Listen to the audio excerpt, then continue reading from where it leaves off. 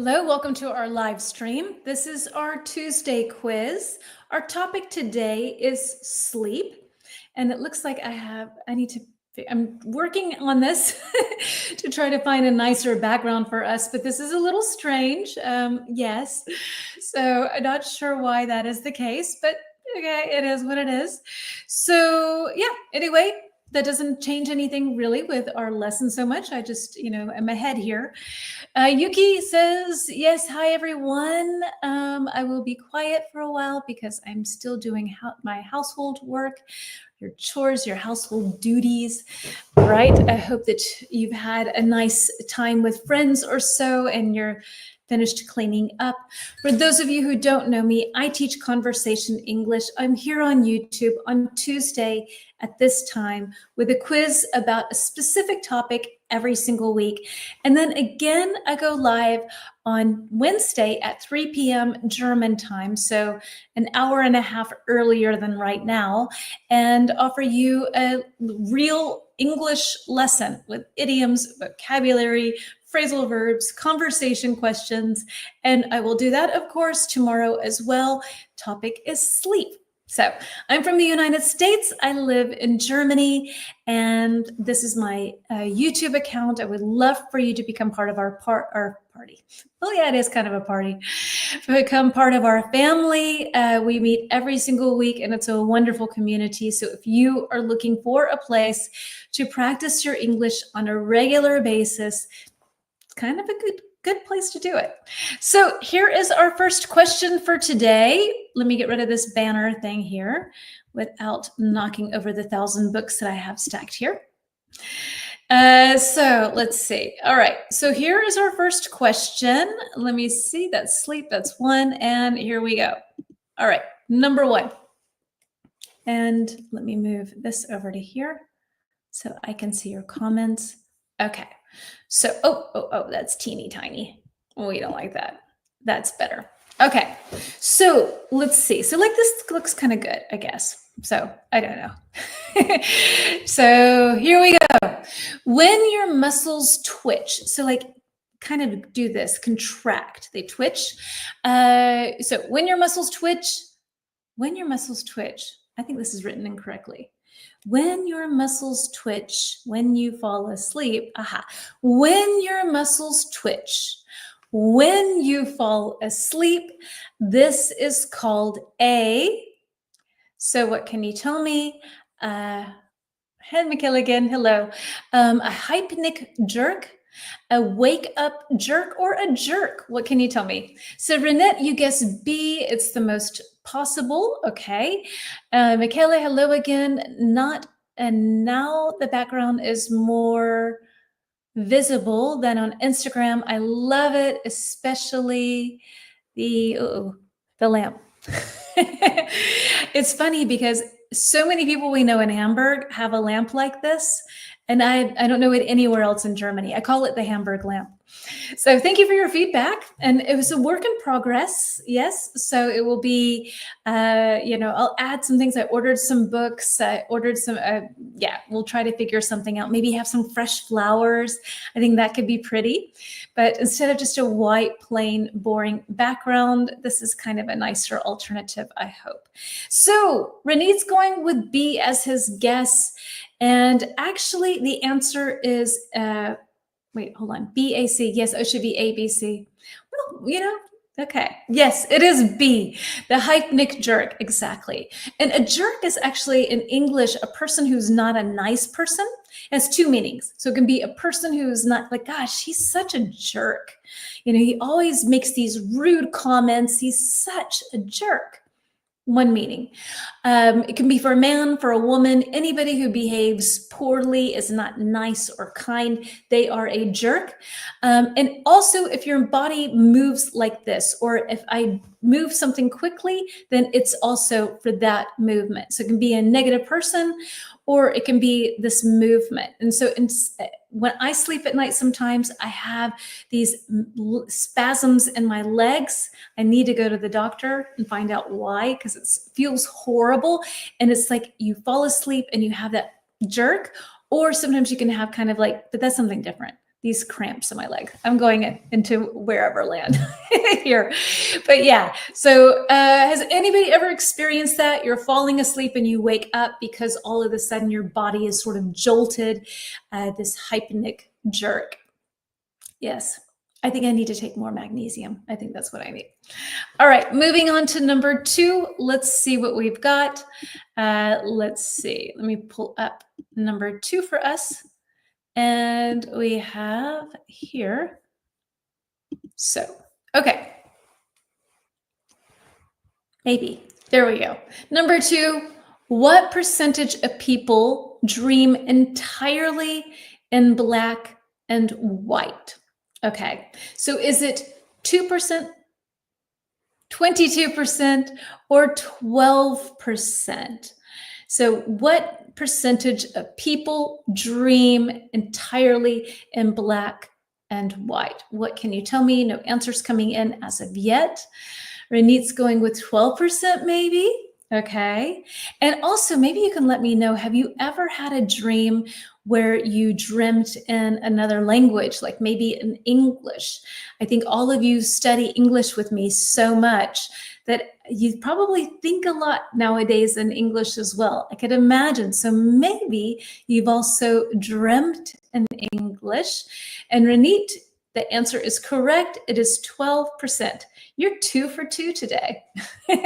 You're winning this. The only one guessing, and you are winning. So yeah, so 12% is the percentage that people dream entirely in black and white. I would think that's very strange somehow to dream in black and white. Oh, and I remember I read this, that before, and I don't know if this is true or not. Maybe somebody knows about this, but before color TV and color films, evidently everyone dreamt in black and white. That sounds crazy, doesn't it? Let me look it up really quickly. Let's ask the bot. Did people, okay, what am I going to say here? Because I remember learning this somewhere. Did people dream in color before color TV? Let's see what the bot says. Because I'm sure 12%, I'm not part of that 12%. Yes, fortunately, me neither. Okay, so this is all right. So this is kind of cool.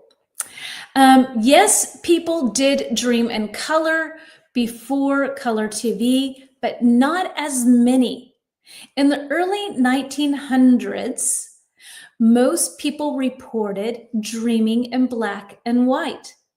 By the 1960s and 70s, a color television became more popular and more people reported dreaming in color. Why the change? Researchers believe, okay, wait, hold on. Today, most people dream in color. A small percentage, 12%, what we just learned, only dream in black and white. It changed because of media exposure. People who grew up with black and white TV movies were more likely to dream in black and white. And color, I find that so fascinating that like TV can change how the way that we see our dreams in our head. I would have just thought everything in our world typically is color, so that's what you would also dream. So I find that very, very fascinating. Anyway, so yeah. Hello to you. Welcome aboard. 12% is correct. Moving on to number 3. And let me pop up my information and offer us the next one. But I thought that was really interesting that because of color TV, it influenced the way that people see their dreams. So, all right, let's see. Let me find our image, our next one, number 3. And here's our question. So, what percentage of married couples sleep in separate beds? 50%, 25%, or 10%? What can you tell me? What percentage of married couples sleep in separate beds? What can you tell me? And maybe you are a couple that sleeps in separate beds. I think that sometimes with my snoring, Peter would like to sleep in a separate bed. But He snores too. So what percentage do you think? 50, 25, or 10? What are you going for? If you look at black and white movies, it would definitely be at least 50%. That is something that changed in Western society as well. When you see old movies, the men and women always had separate single beds. So let's see, 50%, Ranit is guessing. It's a strong guess. 10%, 50 Yuki's in here, and also Izara. 25%. Okay, so the answer for those of you who guessed 25%, you are correct. I would love to have a bedroom only for me. Would you want to sleep in it on your own? Hey, Lorena, darling, welcome. Muhammad, between 25 and 50. So the answer is 25%. And I know in Western cultures now, it's typical to have one bed. Oh, this is something interesting. So in the United States, the couple has one bed. Okay, Americans do everything big because bigger is better. I don't know. So we can have these massive big beds, but it's one mattress. And in Germany, you have two mattresses squeezed together. So you always have this like sort of crack in the middle of the bed. And so I can't stand that. So it's either have two mattresses, two separate beds, or have one. In your country, do you have one big mattress for your bed that you sleep in with your partner?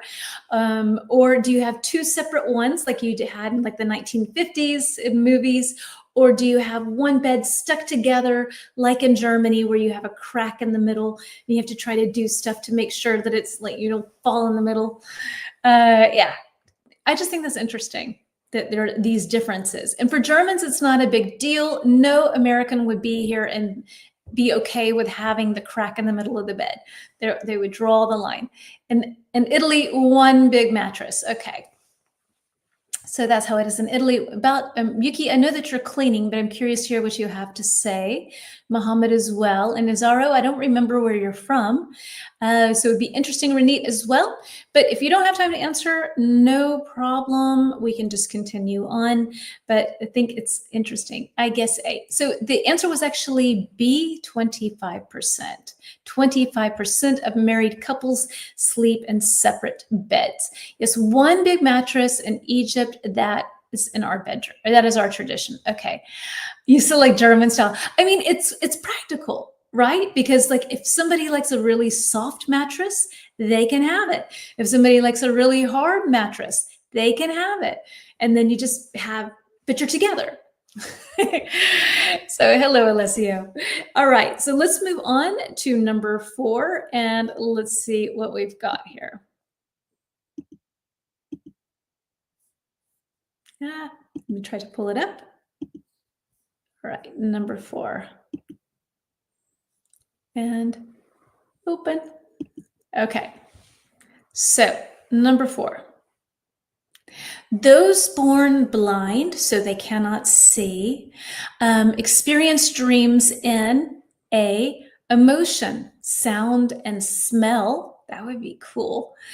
B, black and white pictures, or C, colored pictures. So if you were born and you couldn't see, what would you, when you dreamt, what would you see? I had one big mattress, but I've substituted it with 2 because 2 are easier to move. Okay, all right. That can also be, it can be a practical reason why people separate them.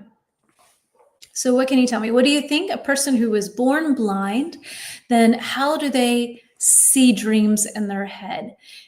Emotion, sound, and smell, black and white pictures, or colored pictures. So A, Ranit's going with A. All right. Emotion, sound, and smell. Any other guesses? And it doesn't have to, this is just for fun. Yuki's going with B. All right, black and white pictures. Lorena's going with A as well. So Alessio, A. So the answer is actually A. They dream in emotions and sounds and smells. Smells. That must be so interesting. Okay. Yeah, that must be very interesting. If you've never seen what a chair looks like. You would know what it feels like, I guess, and you'd have this different relationship to everything in our universe. Interesting. Yeah, I think so too. Okay, so moving on to number 5. And so Izara, that was actually the answer is yes, A, emotion, sound, and smell. Number 5, here we go. Remove here, add here. Need number 5. It's very slow today. I'm getting a mouse to move things faster. So let's see. I can't do this. Ay. Okay, here we go. So sleeping on your left side, on your front, or on your back can help your digestion. So if you want to help your digestion, not feeling so well, what do you think? Sleeping on your left side, your front, or your back? I've never asked myself those questions, but they are very interesting. Yeah, I thank you. I'm glad you like that. I find them interesting as well. Like, how do people who've never seen anything, what do they see when they sleep? So when they dream. Okay, Renee's going with front. Alessia's going with front. Lorena's saying left side. Any other guesses here? Otherwise, we will go ahead and answer the question. And I don't know about you. I bet I get suggested videos a lot on Instagram and on YouTube about the correct ways to sleep. Like there are good ways and there are bad ways. I never watch these videos, so I don't know, but maybe one of you knows and you can share. So everybody's saying A, except for Ranit, I think. No. Everybody's saying A, left side. Exactly. Okay, so Ranit, in a sea of A's, you are correct. It's actually to sleep on your front. So like if you sleep on your belly, which seems so illogical, I don't know, but evidently if you sleep on your stomach, it's good for your digestion. Maybe because it squeezes, it pushes in your intestines and things like that. And so maybe the pressure is good. I don't know. Left side is a better position, maybe. So I've not watched any of those videos. This was just the research that I came up with. So maybe that's not true. I don't know. But so far, let's go with Ranit's answer and say the front is better for digestion. Moving on to number 6. And let's see what we've got. Okay. And we're moving to studies show that in the days leading up to a crescent moon, new moon, or full moon, people go to bed later and sleep less. What can you tell me? On your stomach and pancreas, sit naturally on the left side. Okay, they're on the left side of your body. All right. But maybe this is more about the intestines. So I don't know. But it's just for fun. So let's see. Guesses. Yuki saying C, question mark. Alessia's going with C. Any other answers that you can share with me? Full moon, C. Okay. So, of course, I think this is kind of easy in a way, right? The full moon affects a lot of us. So do you have issues when it comes to either right before a full moon or during a full moon? Do you have problems sleeping? Do you toss and turn, a nice idiom that we learned in the last lesson, where you just can't sleep and you move from one side to the next? Or do you sleep like a baby? You don't really recognize it. I always have where like I wake up and I'm like, gosh, I slept so poorly last night. And then I realize, it was a full moon. Okay, so I guess that makes sense. Does anybody else experience issues when there's a full moon or anything? Some airplane that's like flying around. Yeah, so anybody else experience issues? You can let me know. And what kinds of issues do you experience during a full moon when it comes to your sleep? And we will move on to number 7.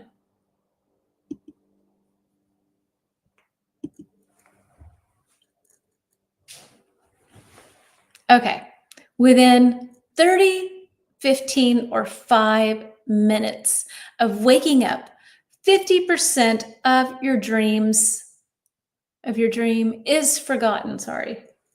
I just sleep like a baby. So, okay, it doesn't bother you at all. All right. So full moons, Yuki, you are immune to the full moon hysteria. All right. So within 30, 15, or 5 minutes, what do you think? How long does it take for us to forget our dreams? I think Gracie was saying in the lesson that she has a journal and a piece of and pen so that she can write down all of her dreams. So 5 minutes, 5 minutes. In my case, 5 minutes. Okay, Michaela. And so anybody else have a guess that they would like to share? 5 minutes.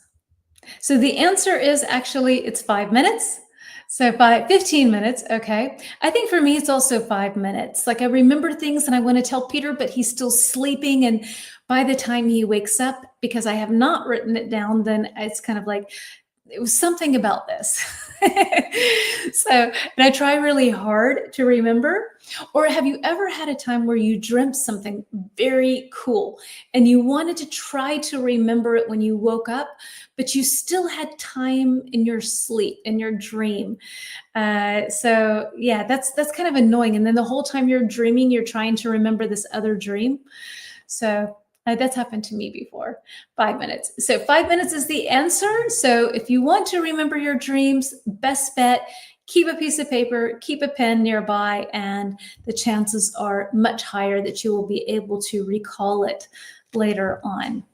Okay, moving on to number 8. This one's funny. And so let's see. All right, number 8. Yes. Okay, so ta-da! Before alarm clocks, individuals were employed to go from house to house and wake people up. They were called the knocker-ups, the sleepwalkers, or the wakies. So people, you could hire someone to go to your house and to wake you up. Really, 5 minutes? I thought it was only forgetful. No, they go, and they're gone. So what do you think? Before alarm clocks, individuals needed someone to wake them up. And so you had the option of hiring someone to come to your home and be your personal alarm clock. Ranit's going with C, the wakies. All right. Alessia is also saying the wakies. Anybody else have one? And I want to look for a little bit more info on that.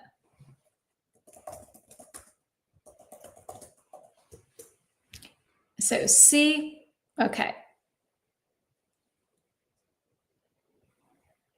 Yuki's going with A, the knocker-ups. All right. Any other guesses? We have 2 C's and 1 A. What else?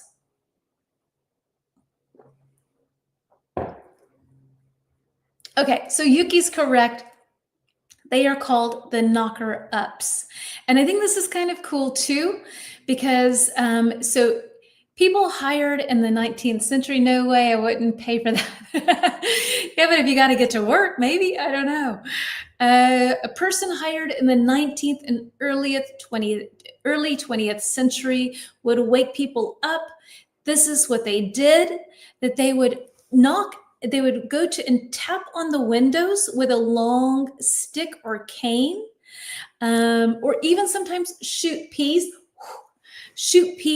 to the upper windows. So they would take a pea, put it in a straw, and so they were called the knocker, like if you knock on the door, knocker-ups. And who used them? These are mostly factory workers and laborers in Britain and in Ireland who had to wake up really early for shift work. So they went from work from 3 a.m. to whatever. So they had shifts. And so they would use these people to help them wake up on time. So, yeah. All right. I thought that was kind of fun to have a knocker-upper. I don't know if I would want to I think an alarm clock is good because then I can press snooze and be done with it.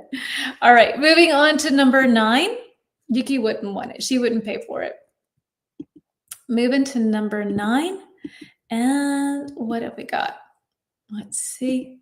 We're moving on to where you should put your bed.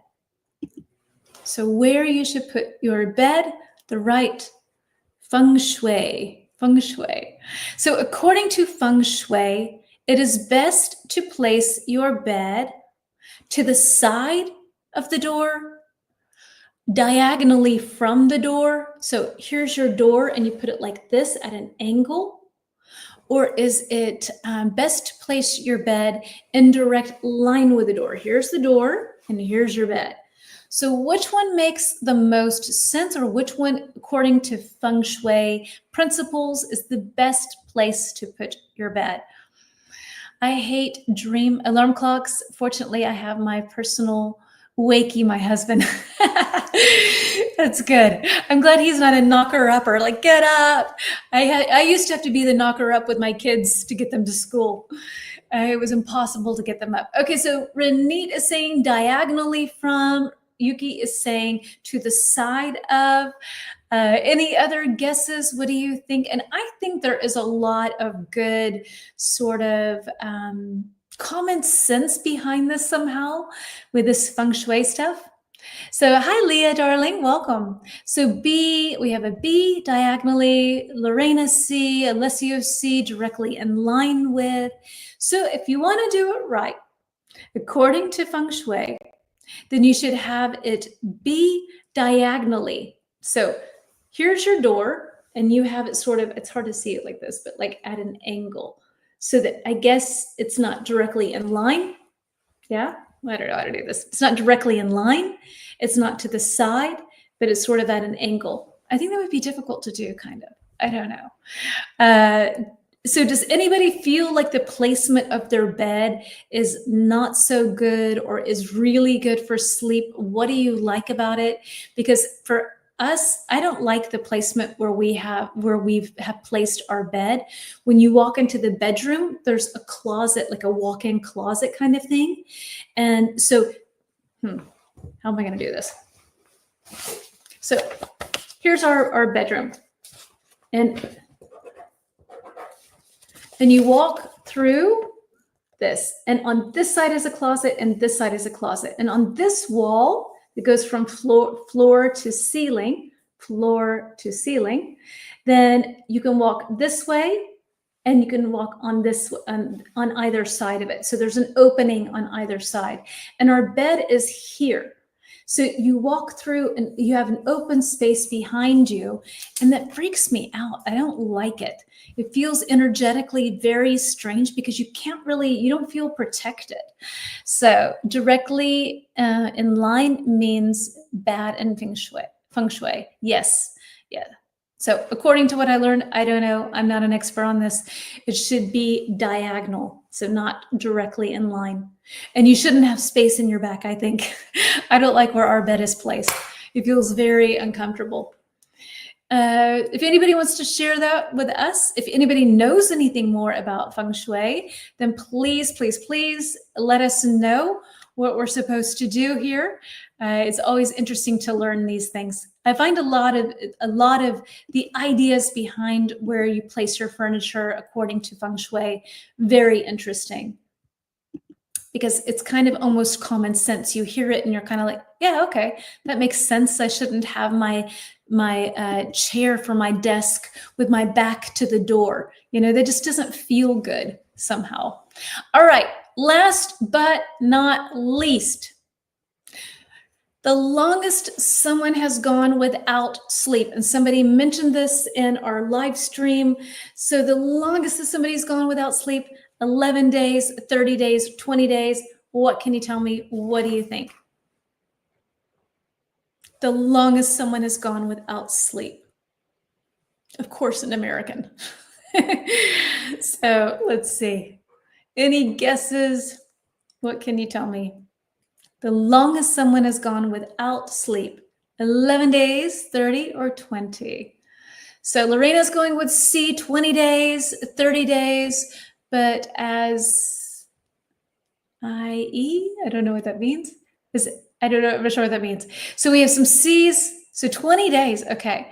We have an A, C, 11. Okay, so for those of you who guessed 11, you are correct. 11 days. The longest scientifically documented time was 264 hours. That's 11 days. This was done by a kid at a high school in the United States, Randy Gardner. He was 17, and in 1964, he chose to try to see how long he could go without sleep and what kind of effects it would have on him. He experienced mood swings. So you're like very happy, and then you're very sad, and then you're very angry, and your mood changes all the time. Memory lapses, so he could not remember things. Difficulty concentrating, so he couldn't focus. And hallucinations, so he started seeing weird things. I find it very interesting because this was a kid who was underage. He was 17 in 1964. And I think it's cool he wanted to do this experiment. Something like that would never be allowed today because everybody's like, we live in a nanny state where everything has to be very, like, oh, I'm going to get sued. But back in 1964 in the United States, this kid decided to stay up as long as he could. He managed 11 days because he wanted to see the scientific effects on his body. He brought in a researcher, a sleep researcher, and and he stayed awake. He didn't use stimulants. He didn't use any kind of medication. They didn't have Red Bull or whatever the equivalent of that was back then. So naturally, he was awake for 11 days. He probably went crazy. I think so too. But as I remember by watching the documentary, someone hadn't slept for years. Really? Okay, I don't know that. Renita, if you find that out, leave it in the comments. I'm curious because my research was this, just 11 days. I don't know if that would be physically possible to not sleep for years. Sometimes I feel like I haven't slept for years. Who knows how many days he slept after that experience? Yeah, I think actually, hold on. After the experiment, thank you, Michaela, he slept for about 14 hours and eventually returned to a normal sleep schedule.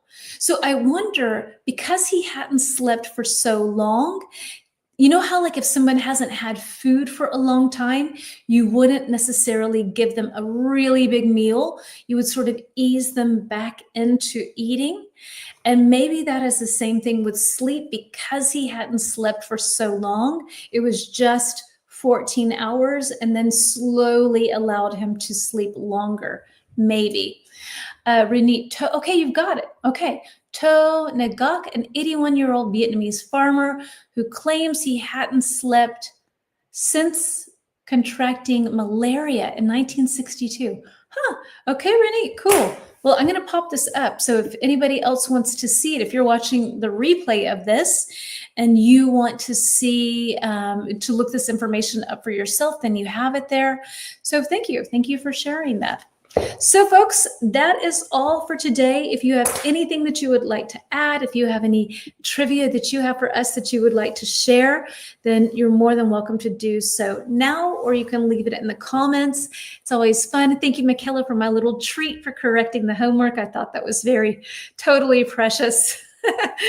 So, and I hope to see you all tomorrow at 3 p.m. German time. That is, I have no idea what time it is now. I can't see.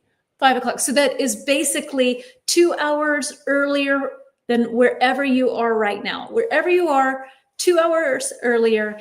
And I hope to see, we'll have the second half of our live stream on sleep. And have a great day. Thank you so much for joining the quiz. And I'm going to turn it off this time. Left it running for 10 minutes last time. Bye.